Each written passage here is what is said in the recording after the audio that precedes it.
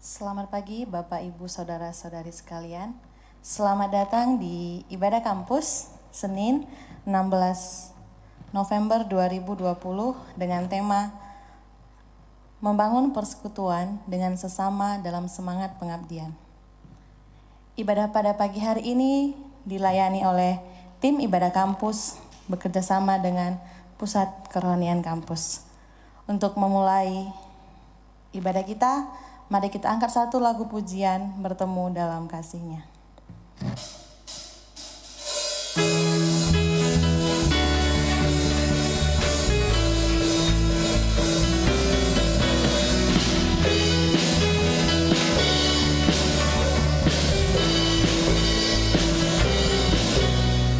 Bertemu dalam kasih-Nya, berkumpul dalam anugerah-Nya, bersukacita semua di dalam rumah Tuhan. Oh, saudaraku dan saudariku, Tuhan cinta dan mengasihimu.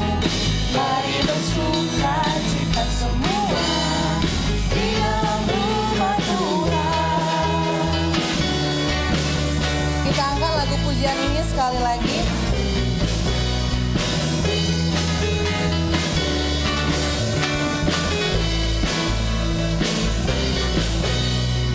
Bertemu dalam kasih-Nya, berkumpul dalam anugerah-Nya, bersukacita semua di dalam rumah Tuhan. Oh, saudaraku dan saudariku, Tuhan cinta dan mengasihimu.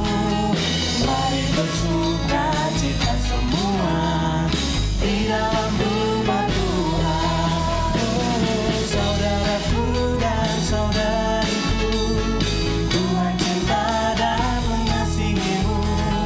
Mari bersukacita semua di dalam rumah Tuhan.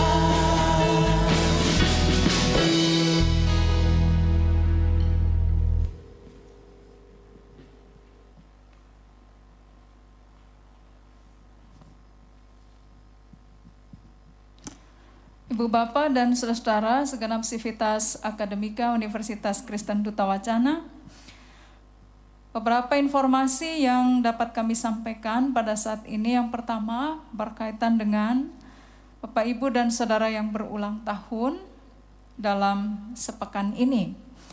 Yang pertama Ibu Lucia Dwi Krisnawati, Kepala Biro 4. Yang kedua Bapak Argo Wibowo, dosen Sistem Informasi Fakultas Teknologi Informasi. Saudara Petrus Sunarjo Heri Widiatmoko, staf Fakultas Kedokteran. Ibu Trinovita Utami, staf Fakultas Arsitektur dan Desain.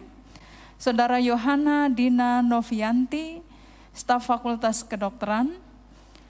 Bapak Paulus Widiatmoko, dosen Fakultas Kependidikan dan Humaniora. Saudara Agatha Filiana, dosen Prodi Informatika Fakultas Teknologi Informasi. Ibu Wismatri Skorpika Widyaningrum, staf Biro 3. Ibu Jessica Dipta Noviana, staf Perpustakaan. Ibu Maria Nila Anggiarini, dosen Prodi Informatika Fakultas Teknologi Informasi. Profesor Jonathan Willy Siagian, dosen Fakultas Kedokteran. Dan yang terakhir Bapak Jo Haryanto Kristanto, dosen Sistem Informasi Fakultas Teknologi Informasi.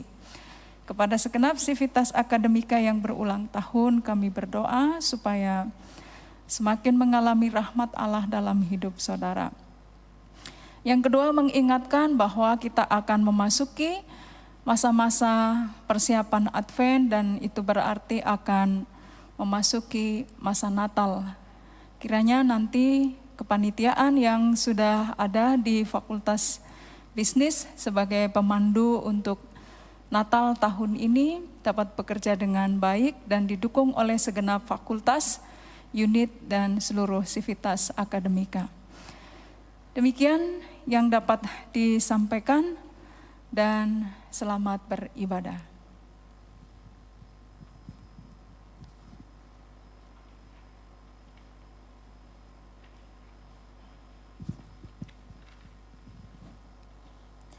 Saudara-saudari sekalian, untuk memulai minggu ini dengan segala aktivitas kita, mari kita serahkan pekerjaan kita dalam nama Tuhan Yesus.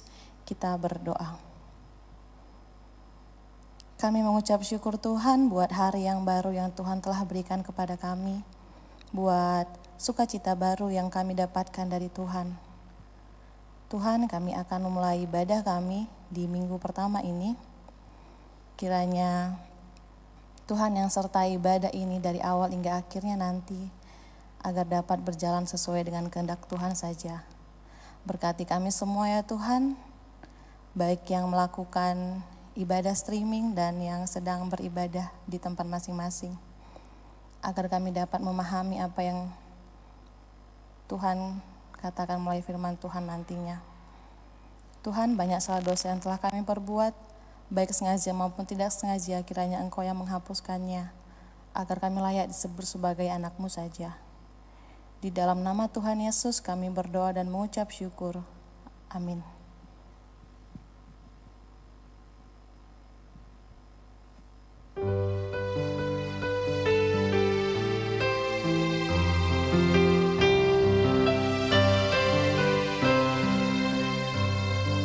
Siapa yang boleh menumpang masuk dalam rumah-Mu ya Tuhan? Siapa yang boleh berdiam di gunung-Mu yang kudus? Dia yang berlaku tiada bercela, yang melakukan apa yang adil, yang dengan segenap hati berkata benar, yang lidahnya tak suka memfitnah.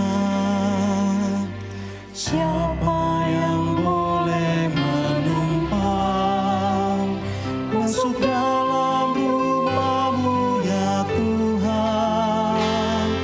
Siapa yang boleh berdiam di gunung-Mu yang kudus?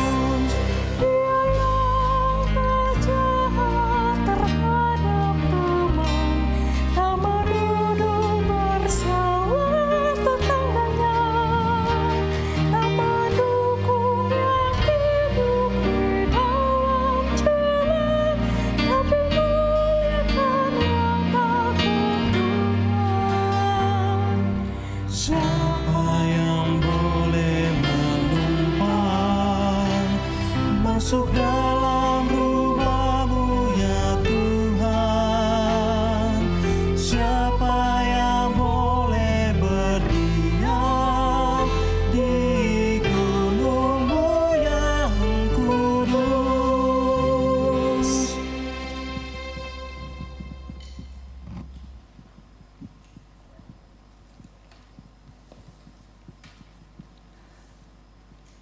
Bacaan Alkitab pada pagi hari ini terambil dari Injil Matius pasal 25 ayat 14 sampai 30 yang demikian firman Tuhan. Perumpamaan tentang talenta. Sebab hal kerajaan surga sama seperti seorang yang mau bepergian ke luar negeri, yang memanggil hamba-hambanya dan mempercayakan hartanya kepada mereka. Yang seorang diberikannya 5 talenta, yang seorang lagi 2, dan yang seorang lain lagi 1, masing-masing menurut kesanggupannya, lalu ia berangkat. Segera pergilah hamba yang menerima 5 talenta itu. Ia menjalankan uang itu lalu beroleh laba 5 talenta. Hamba yang menerima 2 talenta itu pun berbuat demikian juga dan berlaba 2 talenta.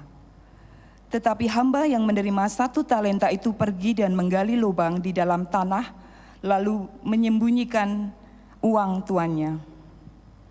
Lalu sesudah itu pulanglah tuan hamba itu, lalu mengadakan perhitungan dengan mereka. Hamba yang menerima 5 talenta itu datang, dan ia membawa laba 5 talenta, katanya, "Tuan, 5 talenta Tuan percayakan kepadaku, lihat, aku telah beroleh 5 laba 5 talenta." Maka kata tuannya itu kepadanya, "Baik sekali perbuatanmu itu, hai hambaku yang baik dan setia. Engkau telah setia dalam perkara kecil, aku akan memberikan kepadamu tanggung jawab dalam perkara yang besar. Masuklah dan turutlah dalam kebahagiaan tuanmu."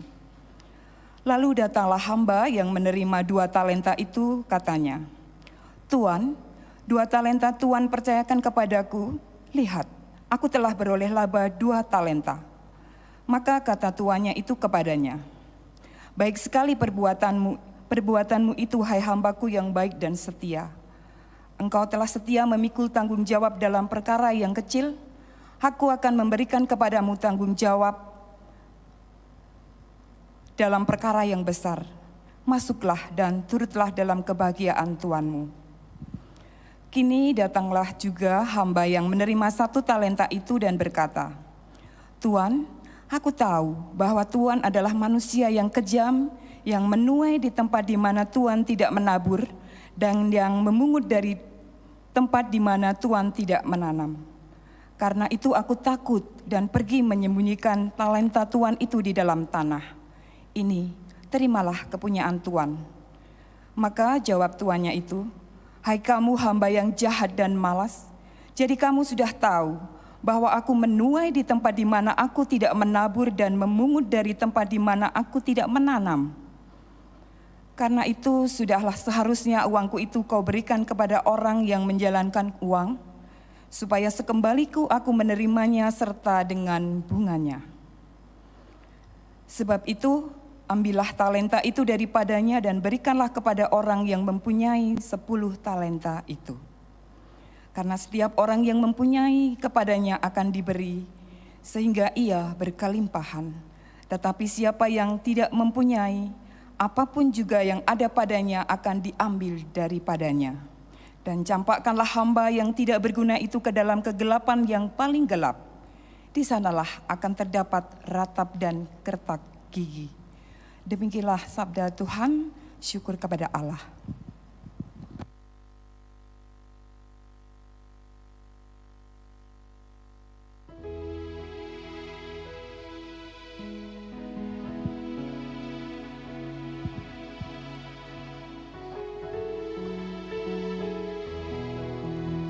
Maret 2020,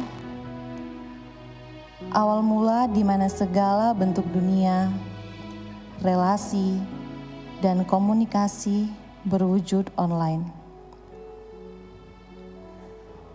Bangun pagiku tidak lagi perihal terburu-buru, tak terlambat kelas. Hanya menyalakan laptop dan HP, aku sudah menghadirkan diri dalam perkuliahan. Tapi tak apa, aku bisa begadang semalaman dan tak mandi pagi-pagi. Aku tak perlu khawatir kalau-kalau harus telat kuliah atau kalau-kalau harus telat dalam absen. Namun terkadang aku merasa kesepian. Tak ada gurauan bersama teman-teman. Hari-hari aku bertemu hanya via WhatsApp, Google Meet, Zoom, dan yang lainnya. Dunia kami hanya sebatas kamar kami saja, sebatas rumah, di hadapan laptop, handphone, dan internet.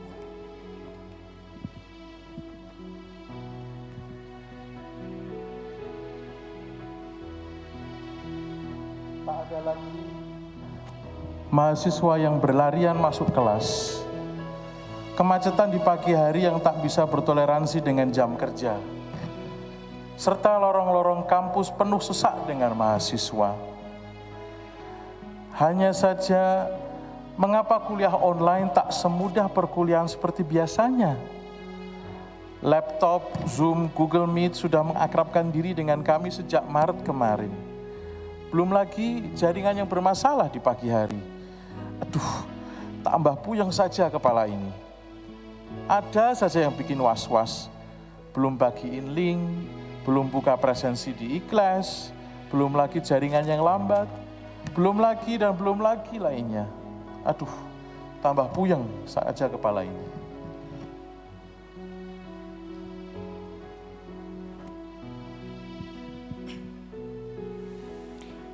Aku seorang pegawai pendukung akademik. Waktu PJJ diumumkan, sempat juga kepikir kalau tugas harianku bakalan lebih ringan. Bisa lebih rileks, kerjakan semua tugas, dan nantinya bakalan lebih banyak waktu ngobrol dengan kolega di tempat kerja. Weleh-weleh, kok rasanya jadi tambah berat ya? Karena ternyata kami harus WFH, kerja dari rumah.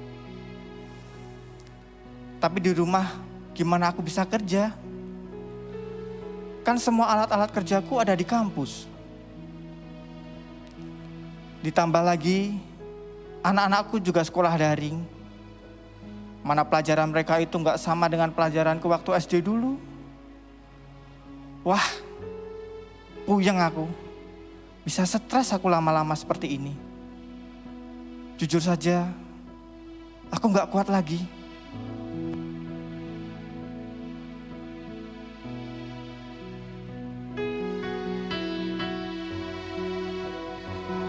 Engkaulah kekuatanku.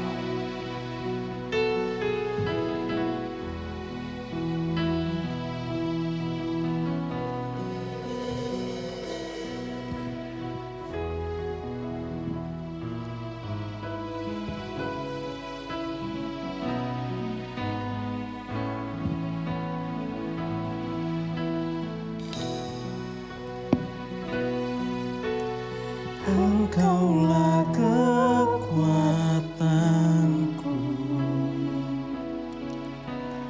tempat perlindunganku saat badai menerpa. Aku tak akan goyah. Aku tak akan goyah, sebab Kau sertaku.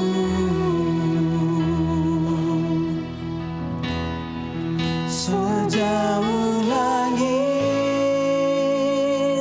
dari bumi, begitu besarnya kasih-Mu. Penuhi hati kami yang rindu menyembah-Mu, Yesus. Sejauh langit dari bumi, begitu besarnya kasih-Mu. Kaulah Tuhan, kekuatanku, sukacitaku.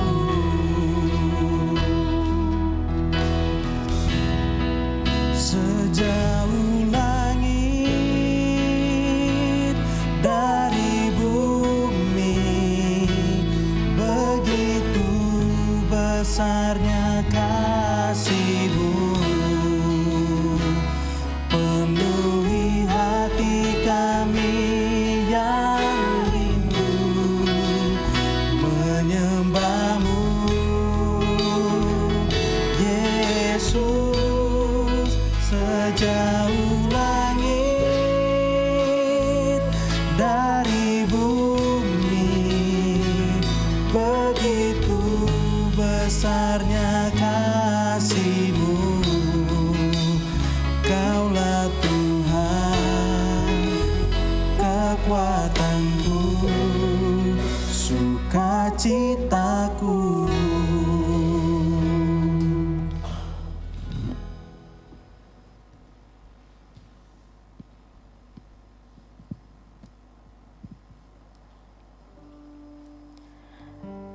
Aku pikir kuliah online adalah salah satu jalan kebebasan kami. Tapi, mengapa semakin hari aku semakin tidak paham dengan materi kuliah? Padahal, aku sudah mencoba untuk mendengar dan menyimak dengan baik. Tapi, mengapa justru aku semakin mengantuk? Aku pikir aku akan lebih bersemangat kuliah online karena sangat mudah bagiku untuk mengaksesnya. Tapi mengapa justru aku semakin malas? Belum lagi tugas-tugas yang diberikan dosen dan deadline yang berdekatan. Rasanya aku hanya ingin rebahan, scroll media sosial, atau bermain game, meskipun kelas sedang berlangsung. Tidak bertemu teman-teman sama sekali justru membuatku merasa semakin terisolasi. Padahal, aku setiap waktu bisa video call dengan mereka. Mengapa di tengah dunia yang mengisolasikan manusianya, dan dunia virtual justru membuatku merasa semakin bosan, kesepian, dan tak bersemangat.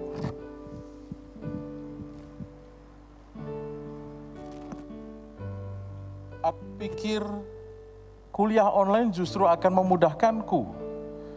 Aku bisa jadi dosen, jadi orang tua, dan mengurus keluarga di saat yang bersamaan. Tapi, Gusti, kok rasa-rasanya semakin berat ya? Ngurus kuliah, ngurus mahasiswa, ngurus materi, dan cara menyampaikannya. Belum lagi kalau jaringan dan zoom-nya error. Mana mahasiswa kalau lagi kelas sukanya off kamera. Aku tidak tahu lagi, apakah mahasiswa paham materi yang kusampaikan? Apakah mereka benar-benar menyimak atau justru malah ditinggal tidur?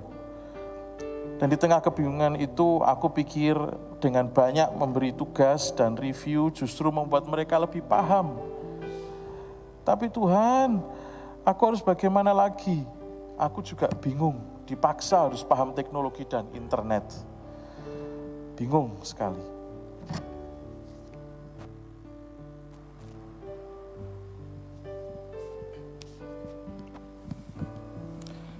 Terbata-bata aku bekerja di masa pandemi. Rasanya seperti jadi pegawai baru di perusahaan yang baru. Semua harus kupelajari kembali. Rapat-rapat pegawai secara tatap muka tidak sesering dulu. Juga kalau ada yang memesan ruangan untuk rapat pagi, siang, atau sore, aku harus tanggap menyiapkan semuanya dengan baik. Meja dan kursi, serta mikrofon harus cukup, dan semua harus dilap bersih dengan desinfektan, agar tidak ada penularan COVID-19 di kampus ini. Kerjaku berat, tapi aku melakukannya dengan taat. Semoga mereka yang kulayani bisa rapat atau bekerja dengan baik. Aku yakin di masa pandemi ini, Tuhan ada di dekatku untuk menolongku.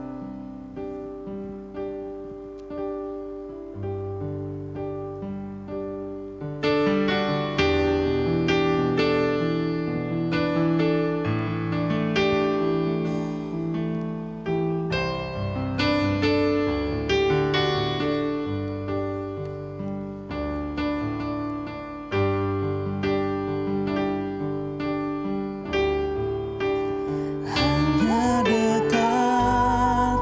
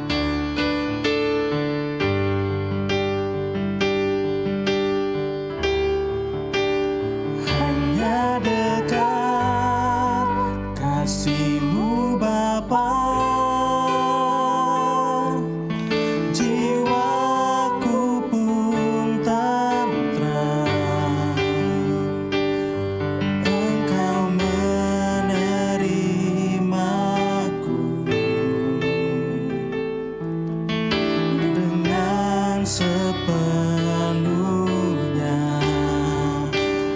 Walau dunia melihat rupa, namun kau memandangku sampai kedalaman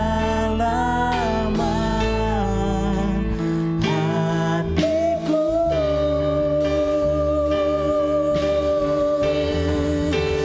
Tuhan, inilah yang ku tahu, kau mengenal hatiku jauh melebihi semua yang terdekat sekalipun. Tuhan, inilah yang ku mau, kau menjaga hatiku supaya kehidupan memancar senantiasa.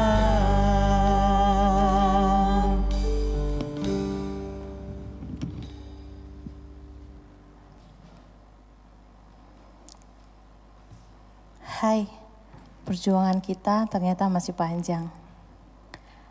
Kalau harus berdiam diri di dalam rumah dan di kamar terus, kalaulah harus bertemu teman-teman hanya lewat dunia virtual, kalau harus terus-menerus mengerjakan tugas yang menumpuk, mana aku tahan. Sudahlah, aku tidak lagi sanggup dengan kuliah online ini. Sepertinya aku sudah merasa bodoh amat.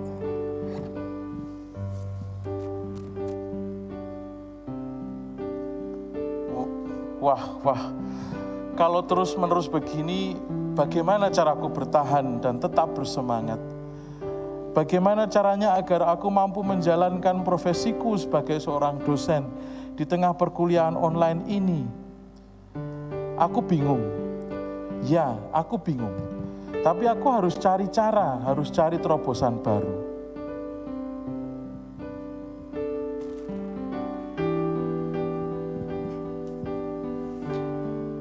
Kerjaku sebagai administrasi kantor jadi numpuk-numpuk deh di masa pandemi ini. Banyak surat harus kubuat dan kukirim secepatnya. Tapi kok aku tambah gak semangat kerja ya? Ada apa denganku ya? Dulu mahasiswa banyak datang dan pergi. Minta surat izin ini dan itu. Pinjam kapel atas, kapel bawah, pinjam alat musik, dan setempel banyak sertifikat. Ngurusin arsip proposal kegiatan mahasiswa, dan 1001 acara lainnya. Aku senang kalau ketemu wajah-wajah mahasiswa yang datang ke kantorku. Sepi sekali rasanya sekarang. Apalagi kolegaku semua pendiam. Ya, apa boleh buat. Yang penting lanjut terus dengan aktivitas harianku saja deh. Jangan lelah bekerja ya kawan-kawan.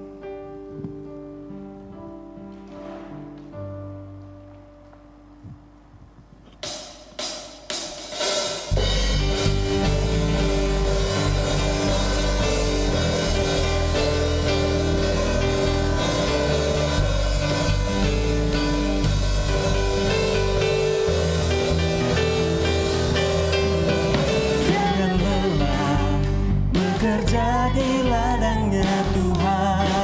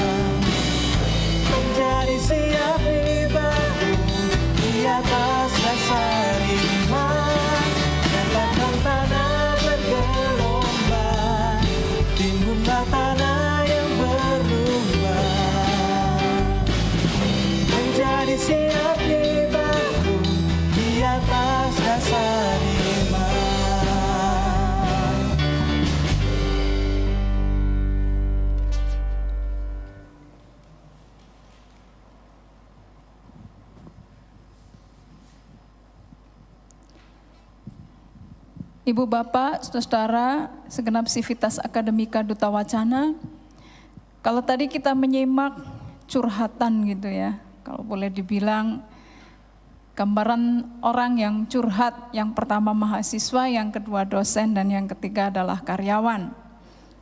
Kalau didengarkan baik-baik itu nadanya tidak ada yang semakin optimis menghadapi situasi pandemi ini, tetapi sebaliknya semakin pesimis dan menunjukkan bahwa kadar rasa tertekan, stres, malas itu menjadi semakin meningkat.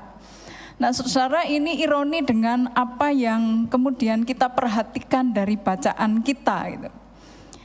Menarik, saudara, bahwa minggu ini kita diingatkan untuk merefleksikan kembali dan belajar serta menginspirasi dari bacaan sabda yang diambil dari Matius 25 ayat 14 sampai 30.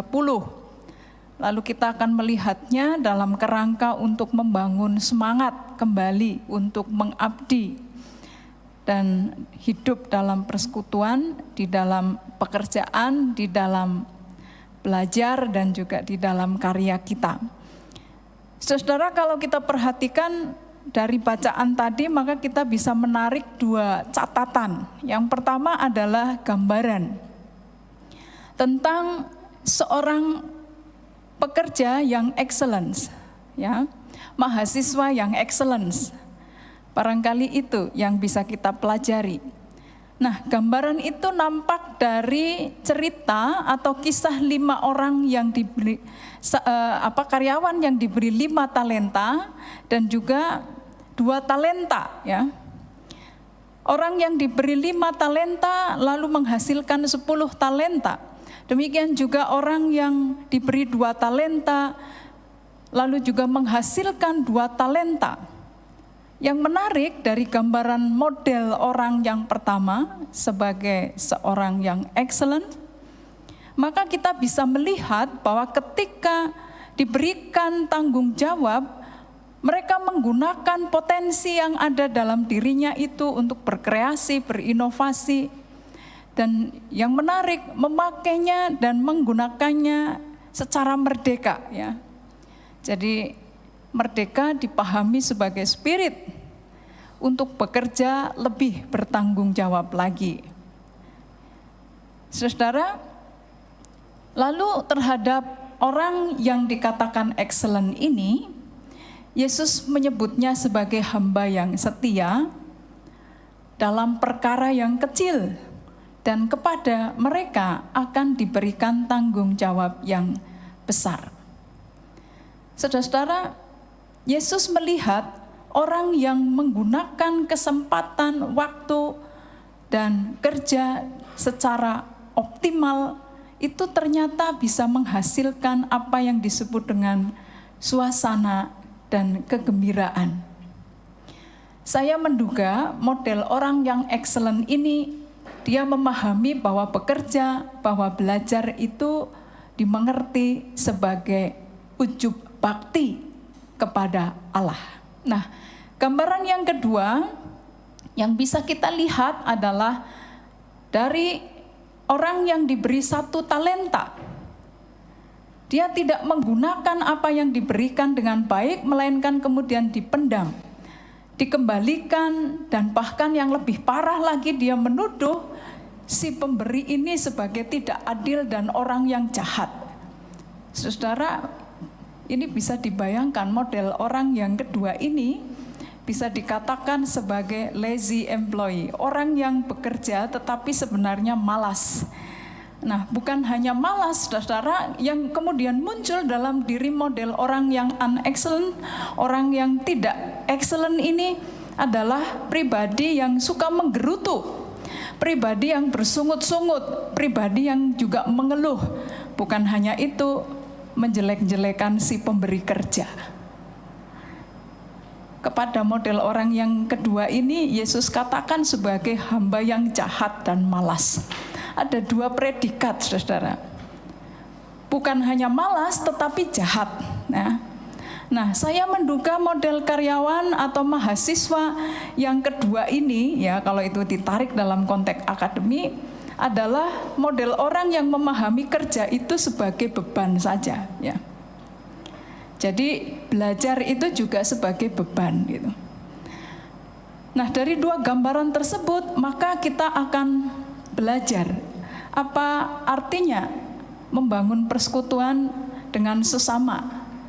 Kalau kemudian ditarik dalam konteks hidup bersama, saya menduga bahwa model pekerja yang pertama dan model pekerja yang kedua itu ada di satu tempat yang sama.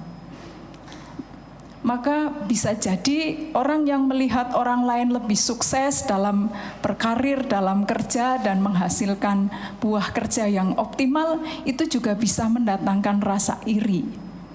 Tetapi yang iri hati ini kemudian mungkin juga kurang belajar. Apa yang belum saya optimalkan dari diri saya sehingga tidak menghasilkan sesuatu yang lebih baik. Nah, saudara-saudara, pekerja yang excellent mendatangkan kemajuan dan juga kegembiraan si pemberi kerja. Mahasiswa yang excellent mendatangkan kemajuan dan juga kegembiraan bagi kampus. Sedangkan pekerja yang tidak excellence, ya sebaliknya dikatakan malas tadi, karakternya juga buruk, sebenarnya mendatangkan hal yang kurang baik, ya. Tidak mendatangkan kemajuan apa-apa, tetapi sebenarnya itu hanya membuat kerugian. Dari dua model pekerja tadi, mana yang dapat dikatakan sebagai seorang yang penuh semangat dalam pengabdian? Bapak, Ibu, dan saudara-saudara yang dikasihi Tuhan,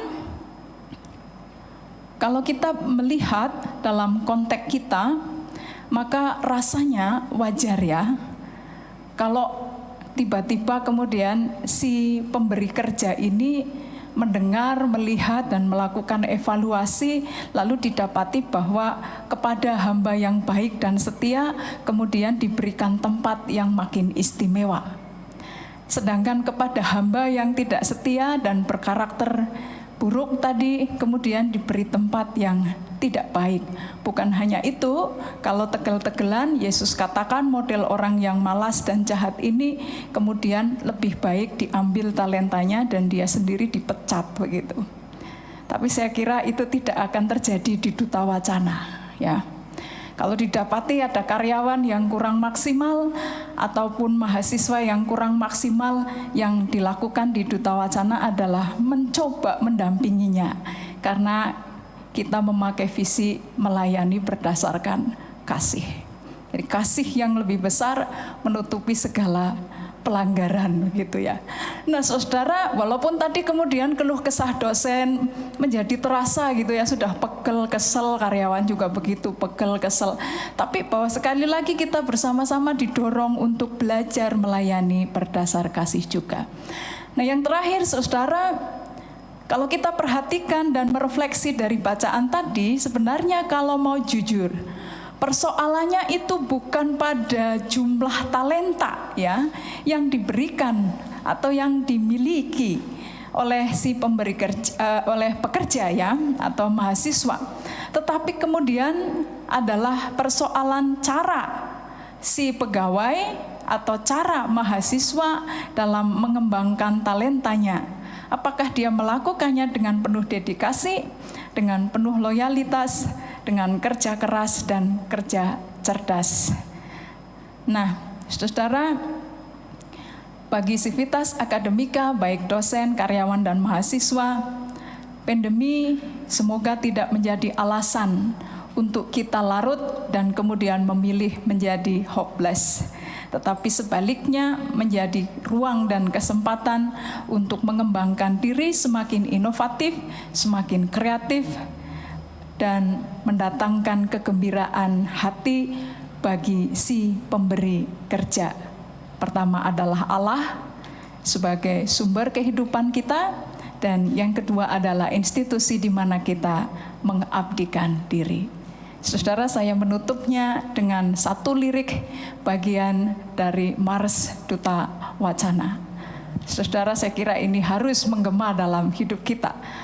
Bagian yang menarik dari lirik Mars Duta Wacana adalah Duta Wacana Wacana tempat mengabdi bagi Tuhan sesama dan negeri. Kita diundang saudara-saudara untuk jangan lupa mengibarkan panji-panji Kristus dalam hidup kita.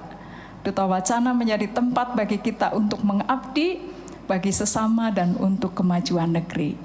Pada akhirnya kualitas seorang pekerja, kualitas seorang dosen, karyawan, dan mahasiswa akan juga menentukan keunggulan Duta Wacana. Tuhan memberkati.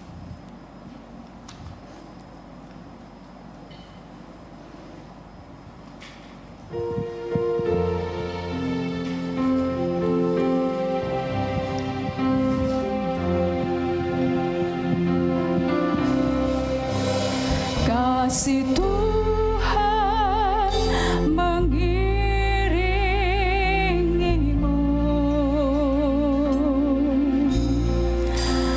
dan sayapnya melindungimu. Tangan Tuhan pegang di dalam hidupmu. Majulah dalam terang kasih-Nya.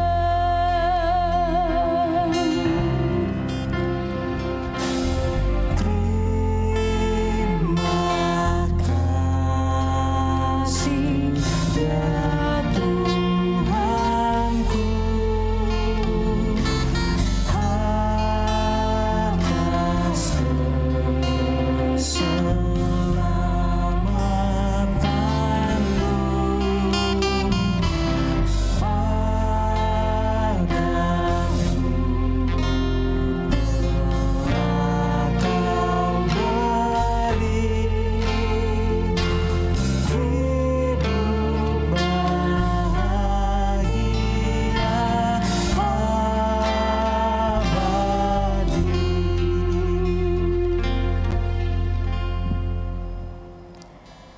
Ibadah kita telah selesai. Semoga firman Tuhan yang telah tersampaikan di hari ini dapat menjadi penguat kita dalam menghadapi hari kita.